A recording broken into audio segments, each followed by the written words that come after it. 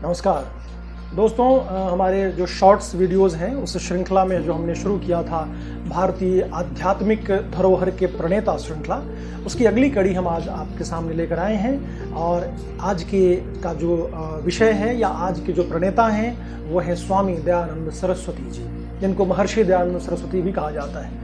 दोस्तों, स्वामी दयानंद सरस्वती आधुनिक भारत के निर्माताओं में से प्रमुख निर्माता माने जाते हैं। इनका जन्म मोरबी के पास काठियावाड़ जिले के राजकोट गुजरात में 18 फरवरी सन 1824 को एक ब्राह्मण परिवार में हुआ था। मूल नक्षत्र में इनका जन्म हुआ था, इसलिए नाम इनका बचपन का मूल शंकर था। इनकी शिक्षा दीक्षा वेदों के प्रकांड विद्वान स्वामी विरजानंद जी से हुई थी, जो यूपी में रहते थे। बचपन से ही उनके आसपास अपने सगे संबंधियों की मृत्यु होने से वो बहुत विचलित हो जाते थे और उसके बारे में ही लगातार वो चिंतन और मनन करते रहते थे। इसीलिए सन 1846 में घर छोड़कर सत्य की खोज में निकल पड़े थे और फिर उनकी मुलाकात स्वामी विरजानंद जी से हुई, जो उनके गुरु थे। गुरु विरजानंद जी से उन्हें पाणिनि व्याकरण, पतंजलि योग सूत्र और वेद और वेदांग का अध्ययन उन्होंने किया।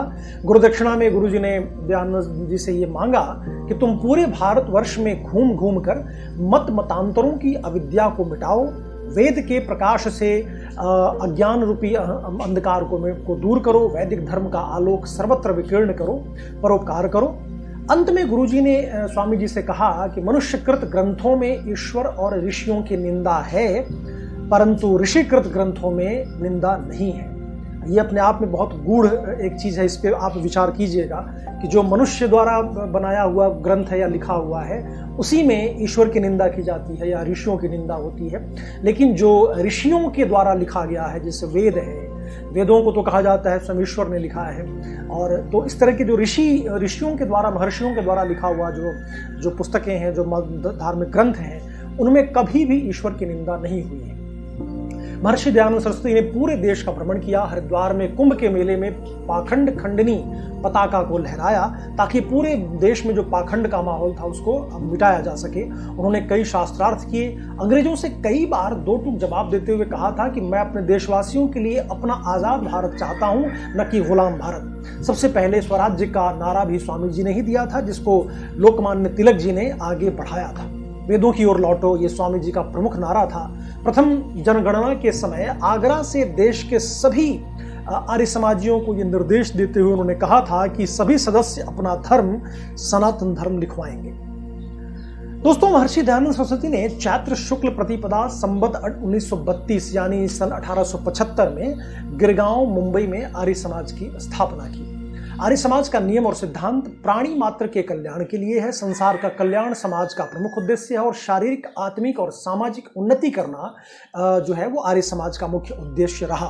वेदों को छोड़कर कोई अन्य धर्म ग्रंथ प्रमाण नहीं है, ये उन्होंने बहुत जोर दिया इस पर। इन्होंने प्राचीन परंपरा के कई पंडितों को शास्त्रार्थ में पराजित किया और उनको ये कन्विंस करवा दिया कि वेदों में जो लिखा है वही सच्चाई है, और आप जो कुछ भी समाज में फैला रहे हो अपनी कमाई के लिए या अपने धंधे के लिए, वो गलत है। वो चाहे अंधविश्वास हो, पाखंड हो, जो कुरीतियां हैं, वो सब।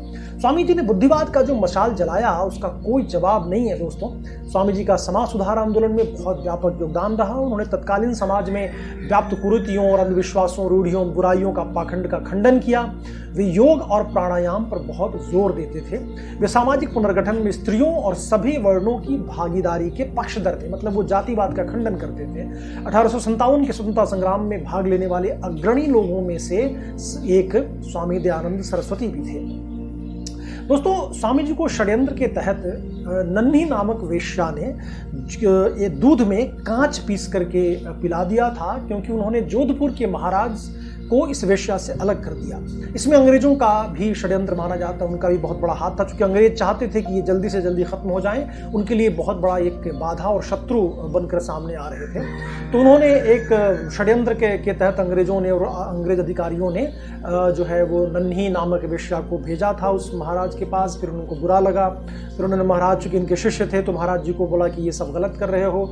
उन्होंने उसको अलग कर दिया। फिर बाद में ये दूध वाला कांड हुआ। फिर जोधपुर के अस्पताल में जब भर्ती हुए तो डॉक्टर ने भी वहां दवा के नाम पे विष देना शुरू कर दिया था। उसमें भी अंग्रेजों की कहीं ना कहीं एक रणनीति थी।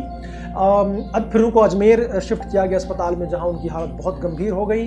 इसके सबसे पीछे एक, जैसे मैंने कहा कि अंग्रेज अधिकारी का हाथ था, 30 अक्टूबर 1883 को अजमेर में ही दिवाली के संध्या में स्वामी जी पंचतत्व में विलीन हो गए। उनका सिद्धांत कर्मंतो विश्वमार्यम, पूरे विश्व को श्रेष्ठ मानव बनाओ, ये बहुत आज भी प्रासंगिक है और आर्य समाज के जो लोग उनके अनुयायी हैं वो आज भी इस मत को आगे बढ़ा रहे हैं। उनके अंतिम शब्द थे, प्रभु तूने अच्छी लीला की, आपकी इच्छा पूर्ण हो। स्वामी जी ने कई वेद भाष्य लिखे और सत्यार्थ प्रकाश की रचना की। सत्यार्थ प्रकाश उनके प्रमुख सबसे ग्रंथों में उभर कर सामने आया, जिसमें कि जीवन को कैसे जीना है, वेदों में क्या कहा गया है, और संस्कृत से उन्होंने हिंदी में, जिसको आर्य भाषा भी वो कहते थे, उन्होंने रचना करना शुरू किया था, इसलिए बहुत ज़्यादा पॉपुलर भी हुआ। यदि महर्षि दयानंद जी के ग्रंथों और विचारों पर चला जाए तो राष्ट्र पुनः विश्व गुरु गौरवशाली, वैभवशाली, शक्तिशाली, संपन्नशाली और महान बन जाए। आज के लिए इतना ही दोस्तों, मिलते हैं अगली वीडियो में, तब तक के लिए